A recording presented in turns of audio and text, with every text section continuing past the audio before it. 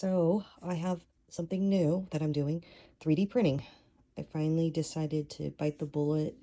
I saw the Black Friday deals and I went ahead and bought one. I hesitated to buy one of these things because I didn't want to have to learn 3D modeling.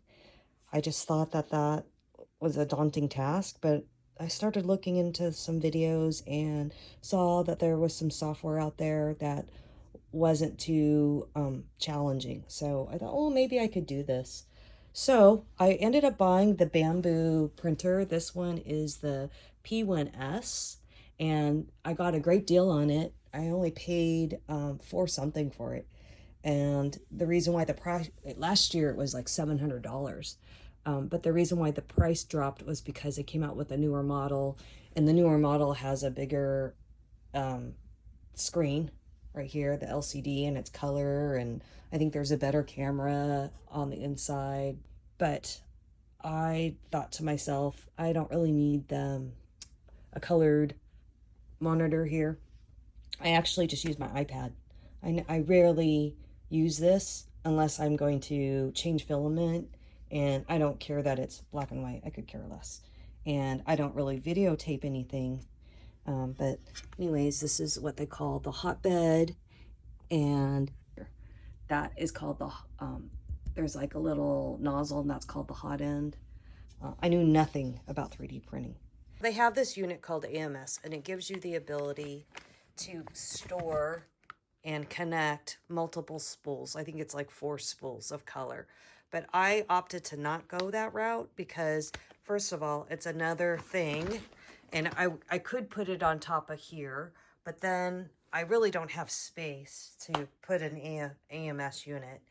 And also, it just complicates things because then that's another thing that could clog or jam. And because I'm new, I just wanted to keep it simple. And if I am going to colorize something, I could just paint it white or print it white and paint it with acrylics, which is what I think I would do, because you have more versatility and you don't have to worry about not having the exact shade you're looking for. Also, you'll notice that these things are vacuum sealed. And the reason why they come vacuum sealed is because they are sensitive to moisture. Now, PLA is not so sensitive to moisture. I keep this window open sometimes when I'm printing, and I haven't had any problems with stringiness or breaking because of the moisture. But the AMS system, they have a new one, AMS2 or something like that, and it will dry it out. But there are other ways you can dry this out. You could throw this in, I have a toaster oven, I could put it in and put it at a low heat if it becomes a problem. Some of the filaments are very sensitive to moisture. So I think TPU is one of them. So that's another thing to consider. And I just wanted to be straightforward, and later on down the road, I can just add things as if I need to. But I really doubt I'm going to need it. It has one nozzle, so it has to change out the colors. Once you do a color change, it has to change out the filament, okay, based on the color you choose. And the issue with that is waste, creates a lot of waste, or what they call poop.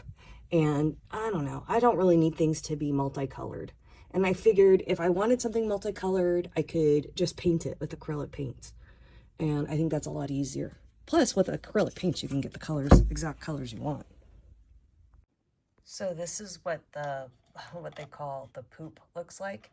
And it's just whenever it needs to extrude something, like you change colors, it creates this. And it's just waste.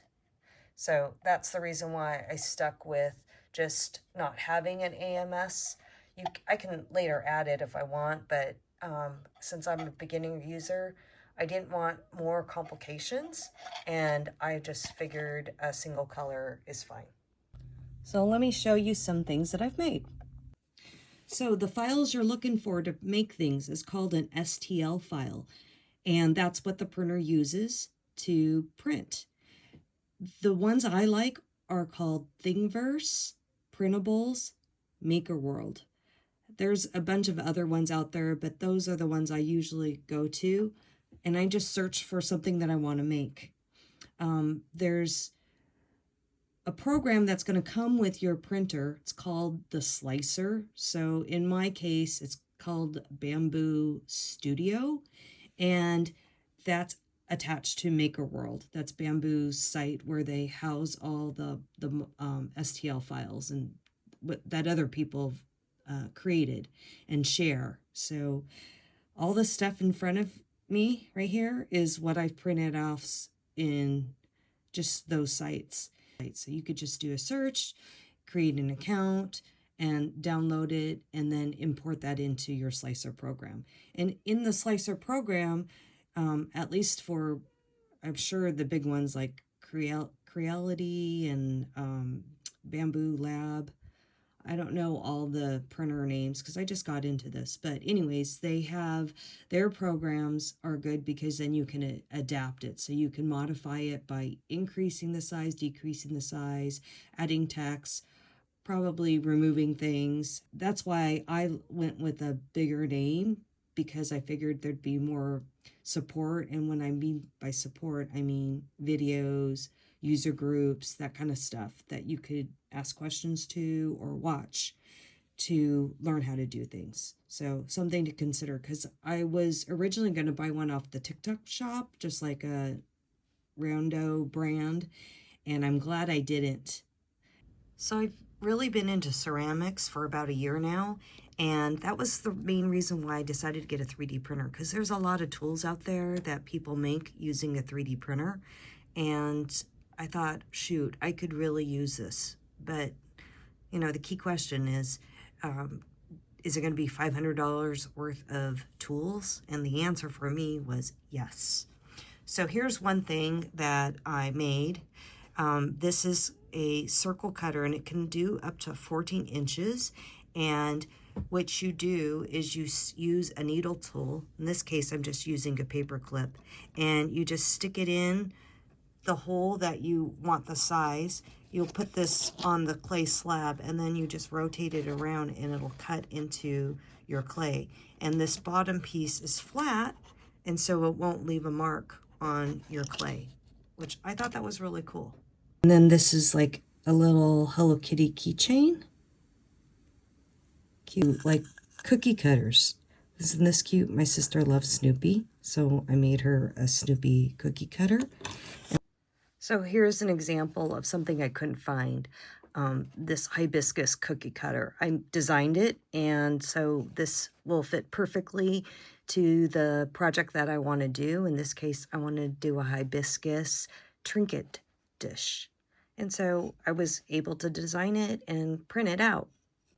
So this is a glaze cap, and when you're doing multiple coats on something and using different colors, for the glaze, let's say you don't want to clean your brush out in between, what you could do with this is you just put it over the glaze jar, and that'll keep the glaze from drying out, and also keep your brush from drying out. And I thought that was pretty cool. So I printed a few of those. Then I got a little fancier, and I said, oh, I would like to learn how to add my name to things. So I learned how to do that. And then I have another kind of jar that's wider. So then I got fancier and I expanded it. So this is a toothpick holder. Isn't that cute? And so this is all for my clay class. And I like this one because it had a loop, so I can attach it to my clay bag. And then I learned how to make a stamp, a name stamp. So that turned out really good. And this is to show you how good it stamps. Really nice deep. Here's another fun little thing that I made. This is, I'm still trying to figure out how to use it. This was supposed to hold Q-tips in it. You could see I have Q-tips in here, but unfortunately it's a little too short. So what I had to do was I had to cut the ends off in order to store that. So I might remake this and make it taller. But I like that it just, isn't that cool? It just snaps together. And then I made this little box that holds Q-tips, but again, it's too tall for what I need, so I might shrink this down. So one of the things I wanted to make, this is a extruding plate for a child's Play-Doh extruder, and I wanted different shapes. So last night, from scratch, I made this guy, and I was really excited that it printed really good, and it actually will fit in here. It slides in here, and I can use it. But what I'm noticing is this little overhang here. I'm going to try it out before I redesign this, but what I'm noticing is it might impede the clay and then make it flat where it's touching. So if I redesign this, or when I redesign it, I'll make sure that the circles are lowered, and maybe put one there, and same thing with this. This one for sure, I think we'll do that. It'll be flat on this edge, so, and on this. But super excited that I was able to make something from scratch. And I've only been working on this for maybe learning the software. I use Tinkercad to do this, and I think I'm on like day 3 or 4 of learning it. It's not a hard program to learn at all, and that was my biggest concern, was that the learning curve would be too much, but it's pretty simple. So if I could do it, you could do it. And they use Tinkercad to educate children in school. So I think little kids are doing it, so I think we can do it as older folks. Okay, this thing is super silly. This is like one of those novelty gifts. But if you are a gamer and you like to eat cheesy snacks or messy snacks, and you want to keep your fingers clean, you can use this to pick up your snack. And I don't have anything to demonstrate it with, but it'll keep your fingers clean. So there's all kinds of wacky things out there on the files. So I also printed out a bunch of textured rollers so that you can roll it out on the clay and get textures. Lots of different fun ones out there. Eventually, I'm going to learn how to make my own texture rollers. Okay, this I think is the most beautiful thing I've made. Check out the colors on this. It's so pretty, but you're wondering, okay, that's nice, but it's got functionality too. This, my friends, is a brush holder. Look how magical that is.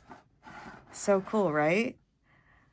I am so excited to bring this to my clay class because everyone's going to go, oh. First of all, the colors are magnificent. And the functionality is great. So you could just put your brushes in here and they just sit up really nicely. So I like it a lot. And unfortunately, I made this before I learned how to add my name, but that would be something that you could do. And this was a file that was out on the sites. Well, guys, I hope you found this video interesting. And if you're thinking about getting a 3D printer, I hope you found this helpful. What I like about 3D printing is it's at your fingertips. So if you want something that you can't find, then you could just make it and print it out in your own home. So that aspect is super appealing for my kind of personality. All right, let me know if you have questions. And until next time, take care. Bye-bye.